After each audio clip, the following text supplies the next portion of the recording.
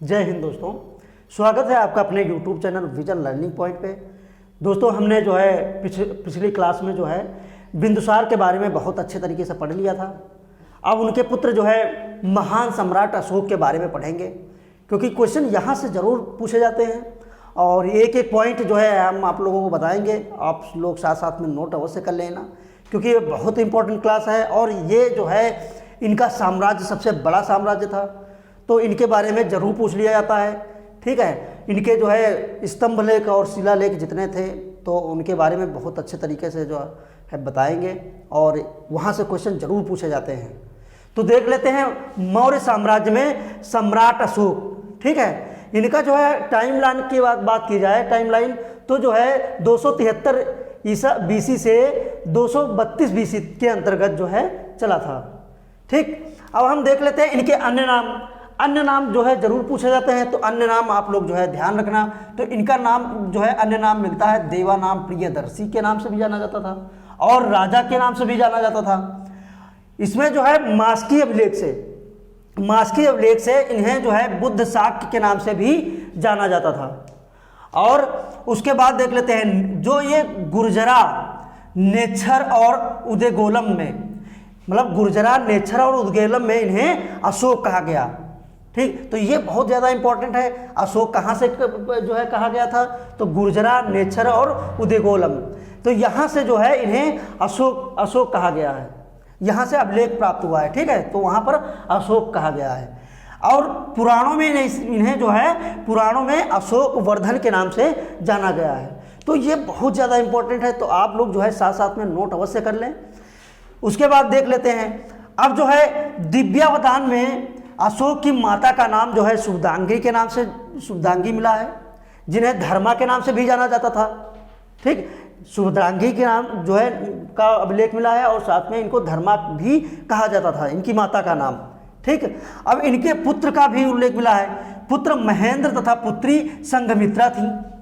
ठीक है, तो ये बहुत ज़्यादा इंपॉर्टेंट है, आप लोग जरूर ध्यान रखना। और पत्नी का नाम जो है कारवाक भी मिला है, पत्नी का नाम कारवाक था। तो अब इनके हम राज्याभिषेक में के बारे में देख लेते हैं। अभी तक तो हमने ये जो है इनके नाम के बारे में पढ़ लिया है, अब इनके राज्याभिषेक के बारे में पढ़ेंगे। ठीक है, तो राज्याभिषेक देख लेते हैं। तो इनका राज्याभिषेक जो है 273 बीसी में इन्होंने सबसे पहले गद्दी पर बैठ लिया था। ठीक है, गद्दी पर बैठ गए थे 273 बीसी में ही, जबकि राज्याभिषेक जो है 4 वर्ष बाद जो है राज्याभिषेक इनका हुआ था 269 में। जो है ये ध्यान रखना, जो है राजगद्दी पर बैठ तो लिए थे 273 बीसी में, लेकिन इनका राज्याभिषेक जो है 4 वर्ष बाद जो राज्याभिषेक 269 बीसी में हुआ था। ठीक है, और बौद्ध ग्रंथों में के अनुसार अशोक ने, देखो ये जो है बात जो है सत्य भी है। ठीक है, क्योंकि पाया गया है, लेकिन और आगे चल करके इसमें जो है ये भी बताया गया कि इन्होंने नहीं मारा था। ठीक है, तो इन्होंने बौद्ध ग्रंथों के अनुसार जो है अशोक ने अपने 99 भाइयों की हत्या की थी। ठीक है, 99 भाइयों की हत्या करके राधा गुप्त की सहायता से सुसीम को हटा करके सुसीम इनका भाई था। ठीक है, सुसीम इनका भाई था, इसको हटा करके और गद्दी पर प्राप्त की थी। तो जो है ये ध्यान जरूर रखना। ठीक है, इन्होंने 99 भाइयों की हत्या करके फिर राधा गुप्त की सहायता से सुसीम की हत्या जो है सुसीम को हटा करके उसके बाद जो है राजगद्दी पर बैठे थे।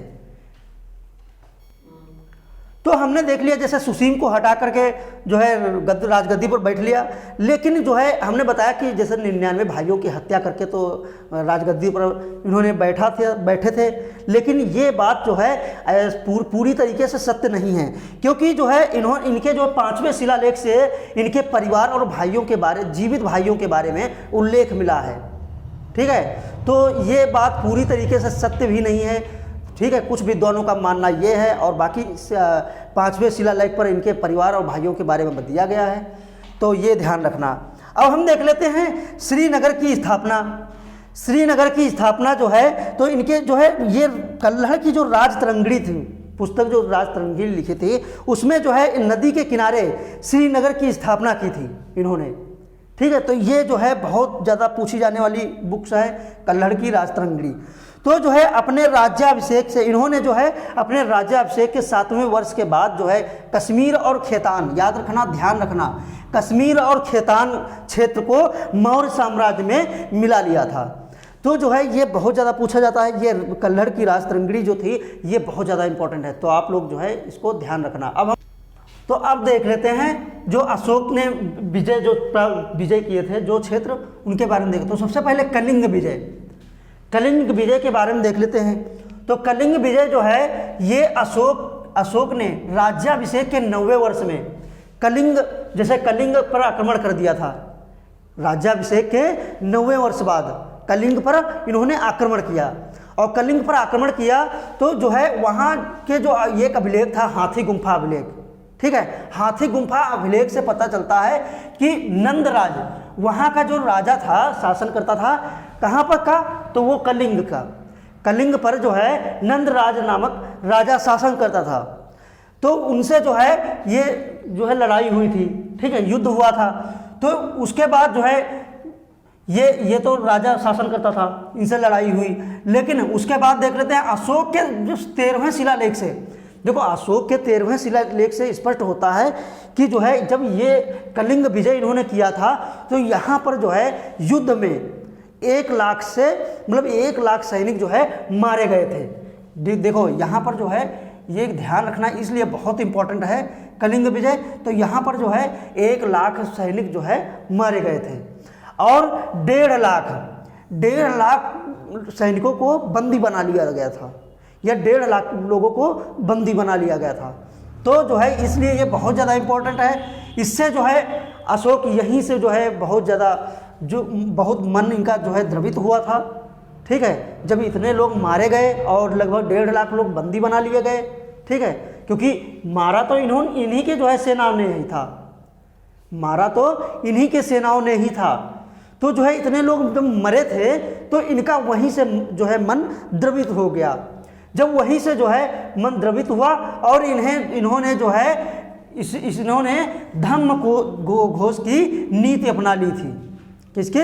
धम्म घोष की नीति अपना ली थी, या धम्म चक्र जो है इन्होंने परिवर्तन कर लिया था। और यहीं से जो है ये जो है युद्ध ना लड़ने की जो है जो ये थे, तो धम्म घोष की इन्होंने नीति अपना लिया था। उसके बाद अब इनके अन्य विजय देख लेते हैं।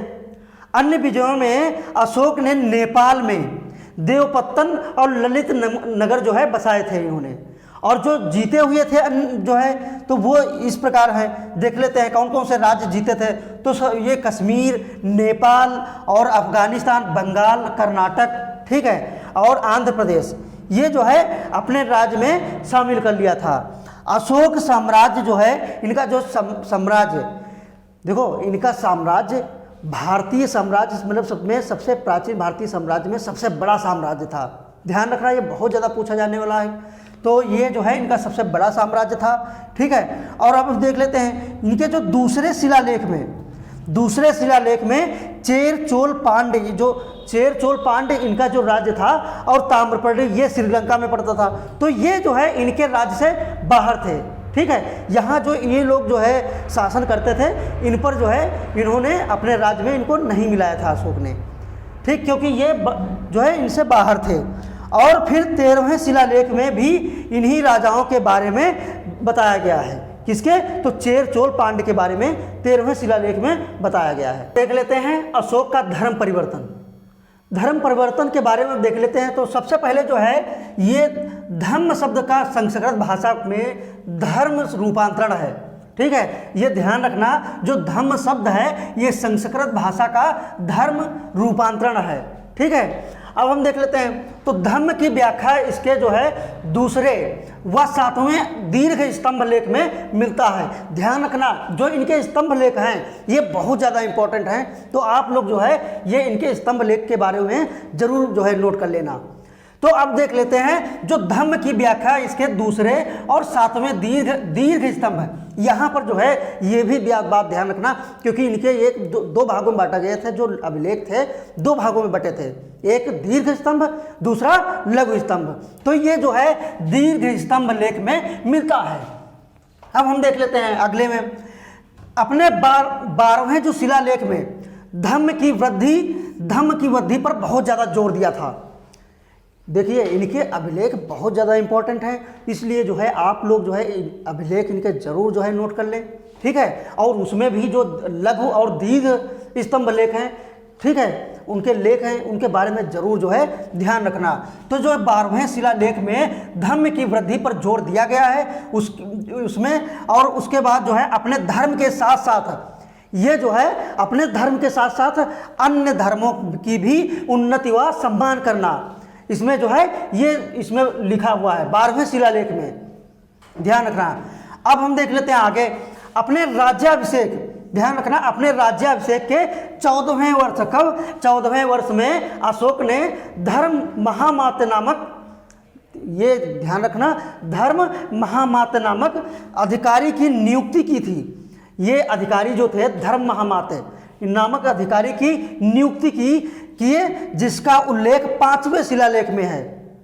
दोस्तों यहाँ पर जो है बहुत इंपॉर्टेंट है, जो इन्होंने ये धर्म महामात्य जो नामक अधिकारी का जो है इन्होंने नियुक्ति किया था, उसका जो उल्लेख था ये 5वें शिलालेख में किया था, ठीक है।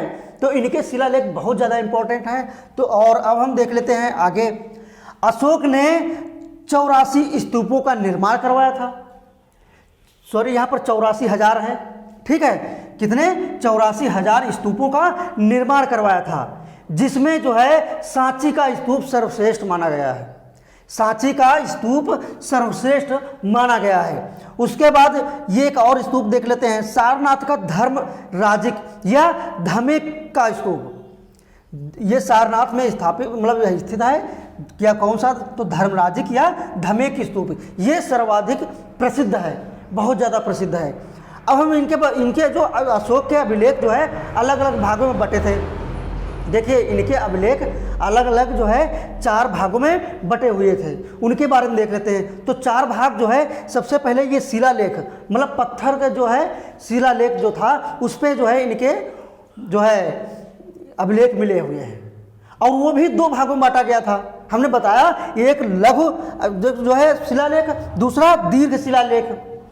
पत्थर इस तरीके से पत्थर पर जो है ये जो है इनके अभिलेख प्राप्त हुए हैं। तो ध्यान रखना, इस तरीके जो है ये शिलालेख हो गया। दूसरा स्तंभ लेख भी 2 भागों में बांटा गया। कौन कौन, तो ये एक लघु स्तंभ लेख और दूसरा दीर्घ स्तंभ लेख। ये जो है स्तंभ पर जो है इस तरीके से जो है उस पर स्तंभ पर इनके बारे में लिख दिया जाता था। शिलालेख का मतलब होता है लिखना, मतलब खुदाई करके लिखना, ठीक है। तो आप लोग ध्यान रखना। उसके बाद गुहालेख का मतलब होता है गुफा के अंदर जो है इनके जो शिलालेख जो लेख मिलता था उसके अंदर गुफा के अंदर जो है मिले हुए हैं। तो ये 3 भाग इसके हो गए, पहला शिलालेख, दूसरा स्तंभ लेख, तीसरा गुहालेख, और अन्य लेख भी इनके मिले हुए हैं, ठीक है। तो ये बहुत ज़्यादा इंपॉर्टेंट है। तो इनके बारे में हम और आगे डिटेल से बताएंगे, और किस लिपि में लिखे गए थे, इनकी लिपि बहुत ज़्यादा पूछी जाती हैं। तो जो इनकी लिपि थी ये प्राकृत भाषा में सबसे ज़्यादा मिली हुई है, तो प्राकृत भाषा में देखेंगे, और अन्य जो लिपि थी उसके बारे में भी हम बताएंगे। तो आगे जो है अब नेक्स्ट क्लास में इनकी लिपि के बारे में बताएंगे, और आगे जितने भी अभिलेख मिले हैं एक एक करके उनके बारे में डिटेल से पढ़ेंगे, क्योंकि अभिलेख के बारे में बहुत ज़्यादा पूछा जाता है। तो दोस्तों आप लोगों को जो है हम अभिलेख के बारे में अब नेक्स्ट क्लास में बताएंगे। तो आज के लिए इतना ही, धन्यवाद।